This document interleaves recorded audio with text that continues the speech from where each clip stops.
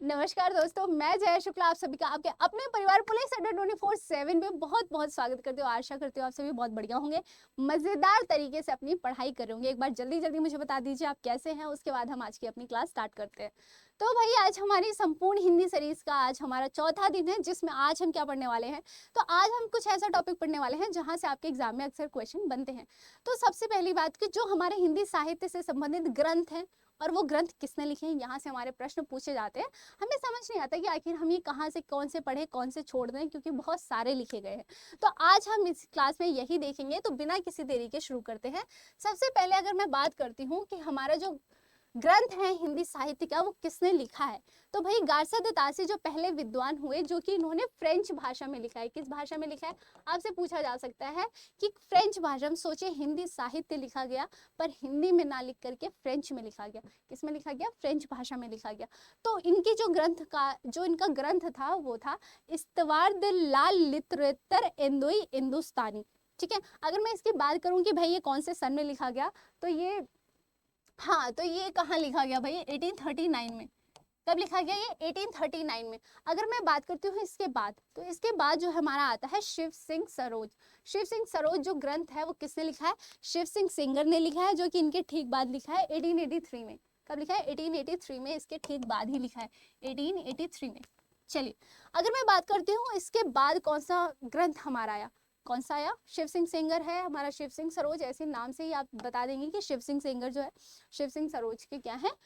ग्रंथकार हैं। अगर मैं बात करती हूँ the modern vernacular literature of Hindustan, the modern vernacular literature of northern Hindustan है वैसे तो इसका। ये लिखा है आपके जॉर्ज ग्रियर्सन ने। किसने लिखा है भाई? जॉर्ज ग्रियर्सन ने लिखा है। अगर मैं बात करती हूँ मिश्र बंधु विनोद, मिश्र बंधु विनोद जो है आपका कब लिखा गया? तो मिश्र बंधु विनोद जो है, ये मिश्र बंधु विनोद लिखा है। मिश्र बंधु ये तीन भाई थे। कौन थे? तीन भाई। कौन थे? तीन भाई, श्याम बिहारी, सुखदेव बिहारी और गणेश बिहारी। ये तीन भाई आपसे नाम पूछा जा सकता है, हो सकता है। जॉर्ज ग्रियर्सन जो है आपका, ये 1839 में ये लिखा गया, तो उसके बाद 1883 में आपका शिव सिंह सेंगर। उसके बाद जो है आपका जॉर्ज ग्रियर्सन का लिखा गया 1888 में। ठीक है, तो यहाँ से आपका जो है इतने ही महत्वपूर्ण प्रश्न बनते हैं। अगर हम बात करें आगे की, तो भाई एडविन ग्रेव्स जो है, इन्होंने लिखा a sketch of Hindi literature. अब मैम इसको याद कैसे करें? तो भाई देख, बात बताओ, जब आप स्केच बनाते हो आपको ग्रिप पकड़ने की जरूरत होती है, ग्रिप बनाना पड़ता है पेन पे। तो ग्रिप से क्या याद कर सकते हो? स्केच को याद कर सकते हो। बोलो हाँ या ना। अगर मैं बात करूँ FE के, तो हिस्ट्री ऑफ हिंदी लिटरेचर क्या हो जाएगा? हिस्ट्री ऑफ हिंदी लिटरेचर किसने लिखा है? FE के ने लिखा है।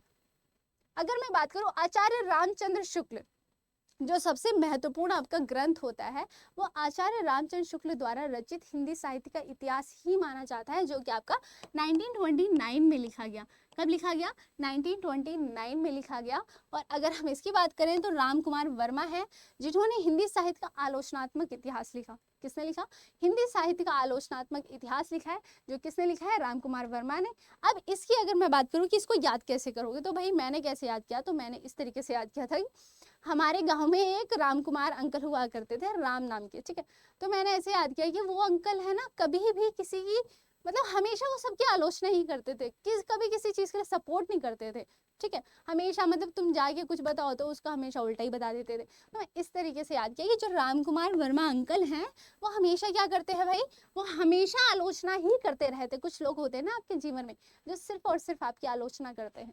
तो उसी प्रकार से मैंने क्या किया, इसको इस तरीके से याद कर लिया। तो आप भी ऐसे याद कर सकते हो। अगर मैं बात करूँ बाबू श्याम सुंदर दास की, तो इनका है हिंदी भाषा और साहित्य। क्या है? हिंदी भाषा।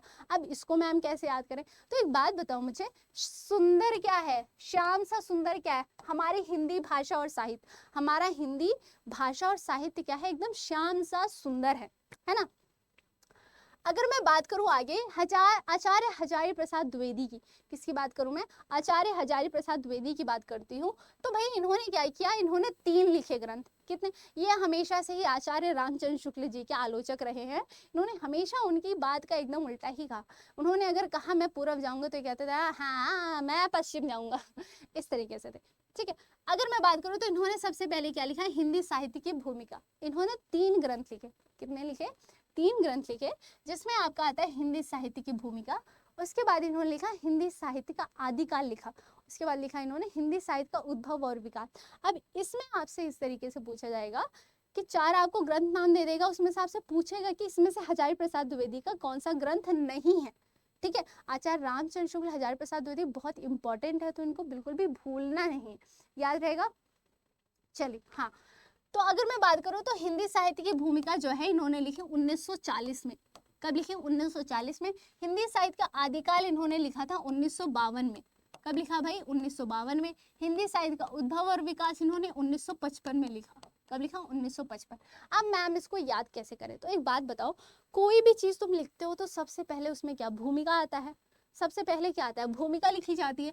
अब हमने पढ़ा हिंदी साहित्य में जो सबसे पहला, भूमिका के बाद आप कोई चैप्टर लिखते हो, है ना, तो सबसे पहला जो चैप्टर है वो क्या है? आदिकाल है या नहीं, ये बताओ मुझे।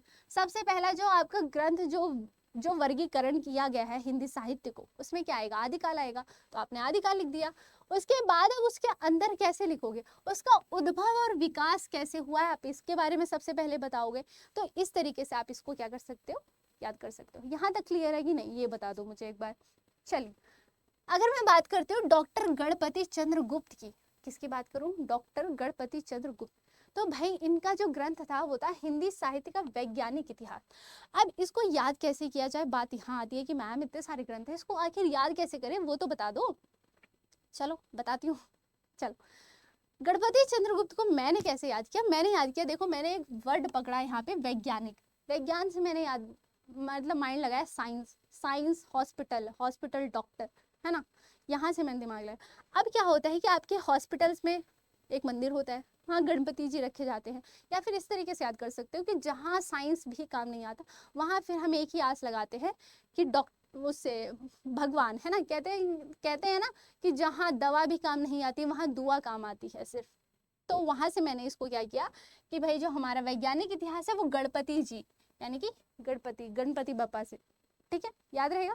चलिए, अगर मैं बात करती हूँ डॉक्टर नगेंद्र का कि हिंदी साहित्य का इतिहास और रीति काव्य की भूमिका जो दोनों है वो किसका है? डॉक्टर नगेंद्र का है। अगर हम बात करते हैं बच्चन सिंह का, तो बच्चन सिंह का हिंदी साहित्य का नवीन इतिहास। नवीन से क्या आप याद रखेंगे? बच्चन सिंह याद रखेंगे। चलिए, अगर मैं बात करूं विश्वनाथ प्रसाद मिश्र की, किसकी बात करूं? विश्वनाथ प्रसाद मिश्र की, तो इसमें आपका आता है हिंदी साहित्य का अतीत आता है। अब बताओ मुझे, विश्व, हमारे जो विश्व है उसका अतीत तो होगा, हर चीज की एक हिस्ट्री होती है, होती है या नहीं? तो आप यहाँ से इसको क्या कर सकते हो? याद कर सकते हो। अगर मैं बात करूँ नलिन विलोचन शर्मा, तो इसका है हिंदी साहित्य का इतिहास दर्शन।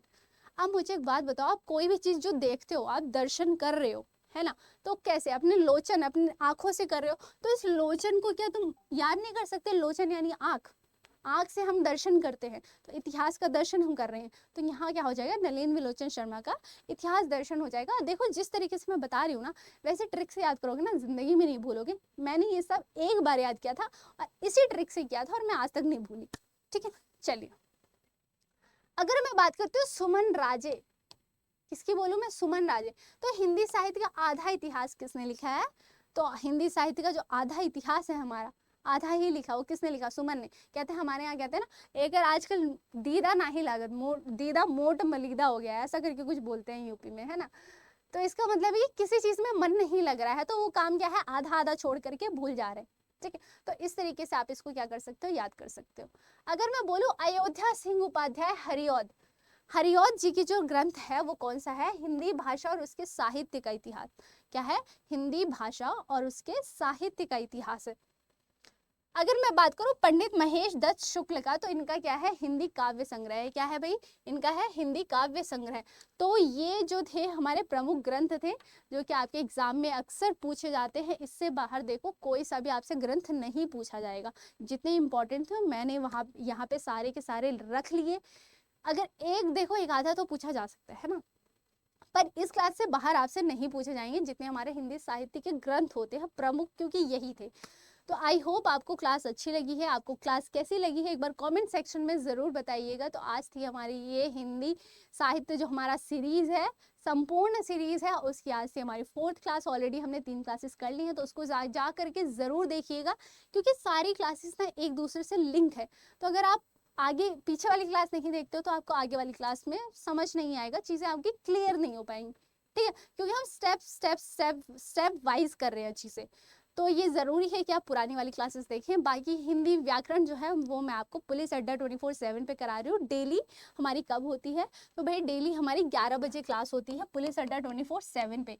तो वहाँ से आप जा करके ज़रूर हिंदी व्याकरण को आप डिटेल में पढ़ना चाहते हैं तो आप हमारे साथ वहाँ जुड़ सकते हैं, ठीक है। तो मिलते हैं बाकी कल की क्लास में।